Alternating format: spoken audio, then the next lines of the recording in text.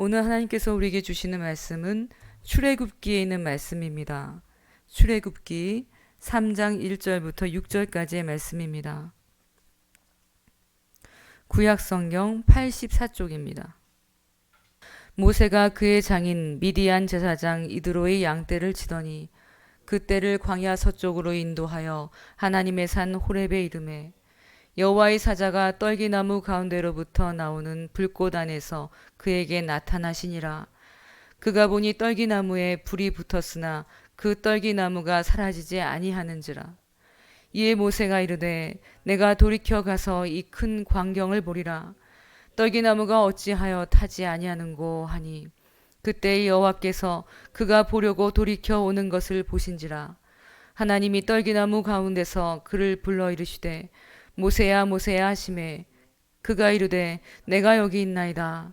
하나님이 이르시되 이리로 가까이 오지 말라. 내가 선 곳은 거룩한 땅이니 내 발에서 신을 벗으라. 또 이르시되 나는 내 조상의 하나님이니 아브라함의 하나님 이삭의 하나님 야곱의 하나님이니라. 모세가 하나님 배웠기를 두려워하여 얼굴을 가리매. 오늘 본문은 하나님께서 모세를 처음 부르시는 장면입니다. 하나님께서 호렙산의 떨기나무 가운데서 나타나셨습니다. 하나님이 모세를 부르실 때에 가장 먼저 하게 하신 행동은 신을 벗도록 하는 것이었습니다. 내가 선 곳은 거룩한 땅이니 내 발에서 신을 벗으라. 왜 하나님께서 신을 벗게 하셨습니까? 내가 선 곳은 거룩한 땅이니 거룩한 땅이기 때문입니다. 거룩하다라는 말은요, 하나님의 절대적인 속성입니다. 피조물과는 분리된 하나님에게만 쓸 수 있는 표현이 거룩입니다. 어원 그대로 말하면요, 죄와 더러움으로부터 분리되었다. 이 말이 거룩입니다. 거룩이란 말은요, 어려운 용어지만 한 가지 분명한 것이 있습니다. 이 거룩이란 말은 하나님과 관련이 없는 것에는 사용할 수가 없다는 것입니다. 레위기 19장 2절에는 하나님께서 이렇게 말씀하십니다. 너는 이스라엘 자손의 온 회중에게 말하여 이르라. 너희는 거룩하라. 이는 나 여호와 너희 하나님이 거룩함이니라. 아멘. 하나님이 이스라엘 자손에게 너희는 거룩하라고 말씀하셨습니다. 어떻게 사람이 거룩할 수가 있습니까? 나 여호와 너희 하나님이 거룩하기 때문에 너희는 거룩하라. 하나님과 관련이 있기 때문에 사람은 거룩하다고 말씀합니다. 이스라엘 성전에는요, 지성소라고 하는 특별한 장소가 있습니다. 지성소는 하나님이 임재하시는 곳입니다. 이 지성소에는 법궤가 있어요. 십계명이 쓰여 있는 돌판이 들어있는 궤짝을 말하는데요. 법궤라고도 하고 증거궤라고도 하고 언약궤라고도 합니다. 이 법궤 위에 하나님이 임재하셨습니다. 하나님이 임재하신 이곳을 뭐라고 부르냐면 속죄소라고 부릅니다. 지성소는 거룩합니다. 왜냐하면 하나님이 임재하시기 때문입니다. 그래서 지성소에는요, 아무나 들어갈 수가 없었습니다. 제사장은 지성소에 들어갈 때 그냥 들어가지 못했어요. 숫소로 속죄제를 드리고요, 순양으로 번제를 드린 다음에 향로를 들고서 지성소로 들어갑니다. 향로에 곱게 갈은 향기로운 향을 담아서 들고 들어가야만 했습니다. 왜 제사장이 향로를 들고 들어갔을까요? 죄인인 사람이 하나님을 대면하면 죽기 때문에 향을 피워서 뿌옇게 시야를 가리기 위해서 향로를 가지고 들어갔던 것입니다. 옷차림도요, 평소에 입는 그런 화려한 에봇은 벗어두고 들어가야 됩니다. 대제사장은 평소에 에봇이라는 옷을 입습니다. 또 각종 보석으로 치장한 흉패도 달고요, 관을 씁니다. 에봇 밑단에는 금방울이 달려 있습니다. 그래서 대제사장이 다니면 방울 소리가 들립니다. 대제사장이 가는 곳을 다 알 수 있어요. 방울 소리가 들리기 때문에. 왜 대제사장이 화려한 옷을 입을까요? 대제사장은 사람들 앞에서는 하나님의 대언자이기 때문입니다. 하나님을 대신하는 존재이기 때문에 화려하게 옷을 입습니다. 그런데 이 대제사장도 지성소에 들어갈 때는 화려한 옷을 다 벗습니다. 대신에 고운 세마포 옷을 입고 향로를 들고 들어갑니다. 아무리 대제사장이라도 하나님 앞에서는 보잘것없는 죄인이기 때문입니다. 본문에서 모세는 지성소에 들어서려는 제사장과 같은 상황입니다. 하나님이 임재하시는 거룩한 땅으로 나아가야 됩니다. 본문 5절을 같이 한번 읽어보겠습니다.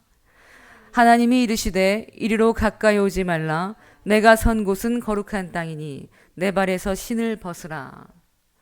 모세는 지금 속죄소 앞에 서야 하는 제사장의 심정이 되어서 하나님 배웁기를 두려워하고 있는 것입니다. 6절을 같이 읽겠습니다. 또 이르시되 나는 내 조상의 하나님이니 아브라함의 하나님, 이삭의 하나님, 야곱의 하나님이니라. 모세가 하나님 배웁기를 두려워하여 얼굴을 가리매. 향로를 받쳐든 제사장처럼 모세는 지금 얼굴을 가리고 있습니다. 사랑하는 성도 여러분, 하나님 앞에 있으면요, 사람은 비로소 자신이 누구인지를 깨닫습니다. 하나님의 영광 앞에서는 사람은 진토보다도 못합니다. 깃털보다 가볍습니다. 먼지와 같은 존재입니다.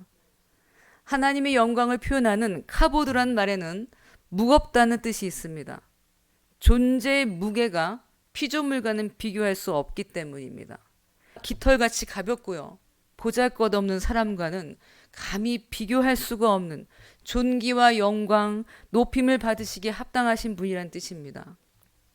하나님의 영광 앞에 서면 사람은 한없이 작아지고 낮아질 수밖에 없습니다. 하나님 앞에 서야만 사람은 자신이 누군지를 깨닫습니다. 모세는요, 80년간 자신이 누구인지를 몰랐어요. 늘 정체성의 혼란을 겪었습니다. 이스라엘 사람인데 애굽 사람이 되었습니다.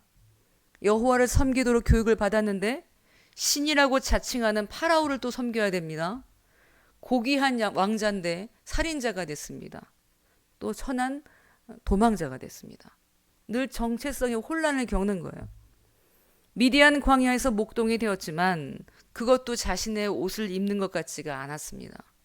모세의 80년의 삶은 모세가 누구인지에 대한 답을 주지 못했습니다. 그러나 모세가 하나님 앞에 섰을 때, 그때 비로소 자신이 누구인지를 깨달았습니다. 하나님의 임재 앞에서 얼굴을 가리고 엎드렸을 때 자신이 누구인지를 깨달았습니다. 모세가 누구입니까? 하나님 앞에 엎드려야 된 존재입니다. 그거 이상 그거 이하다 아니에요. 오직 하나님만 섬겨야 되는 존재, 하나님의 뜻을 따라야만 하는 숙명을 느낀 것입니다. 고대 근동에서는요, 자유인은 신을 신고 다니지만 종은 신을 신을 수가 없습니다. 더러운 흙바닥을 맨발로 다녀야 돼요. 종은 자유인과 다릅니다. 신을 안 신었다, 그럼 그 사람은 종이라는 뜻입니다. 모세는요, 하나님 앞에서 신을 벗으면서 깨닫게 됩니다. 자신은 하나님의 종이라는 것을 깨닫습니다. 하나님 앞에서 자신은 아무것도 아니라는 것을 깨닫습니다. 분명한 정체성을 확인한 것입니다. 물론 구약의 시대와는 달리 우리는 하나님을 대면한다고 해서 죽지 않습니다. 구약에서 하나님을 대면하면 죽는 이유는요, 죄의 문제가 완전히 해결되지 못했기 때문이에요. 구약에서는 소, 양, 염소, 비둘기, 짐승의 피로 속죄 제사를 드렸습니다. 짐승의 피로는 온전히 죄를 속죄할 수가 없었습니다. 짐승의 피는요, 한시적이고 불완전한 속죄 제물입니다. 그러나 예수 그리스도께서 친히 속죄 제물이 되셔서 우리를 구속하셨습니다. 십자가에서 피를 흘리셔서 완전한 속죄요, 영원한 속죄를 이루셨습니다. 예수의 피를 힘입어서 우리는 기도를 통해서 언제든지 하나님을 뵙고 예배를 통해서 하나님의 임재 안에 거할 수 있습니다. 사랑하는 여러분, 그럼 우리에게 거룩한 땅에서 신을 벗는다는 것은 어떤 의미가 있을까요? 전 3가지로 정리하겠습니다. 첫째로, 나 자신이 하나님의 지성소라는 것을 아는 것입니다. 예수 그리스도를 통해서 우리는 거룩한 땅이 되었습니다. 내 마음이 지성소가 되었습니다. 하나님께서 내 안에 임재하십니다. 비록 우리가 예전의 제사장처럼 잘못하면 죽는다거나 하나님을 뵙는 것이 두려워서 얼굴을 가리는 그런 일은 하지 않아도 되지만 하나님의 임재의 무게를 알아야만 한다는 말씀입니다. 하나님의 임재는 결코 가볍지 않습니다. 가볍게 잘못 저지르고 가볍게 용서를 받고 가볍게 내 마음대로 살다가 가볍게 예배 자리에 참석하는 것을 말하는 것이 아닙니다. 하나님의 사람이라는 이름은요, 매우 그 존재 자체로 진중합니다. 하나님의 자녀라는 이름을 가지고 있으면서 마음과 행실이 세상 사람과 같아서는 안 됩니다. 하나님을 담는 그릇인 우리는 매일이 새롭습니다. 넓고 깊어져야 됩니다. 우리의 삶이, 우리의 몸이 하나님이 임재하시는 지성소라는 것을 기억하고 마음에 새겨야만 하겠습니다. 둘째로, 내가 하나님의 종이라는 것을 아는 것입니다. 하나님은 우리를 사랑하시기 때문에 강요하지는 않으세요.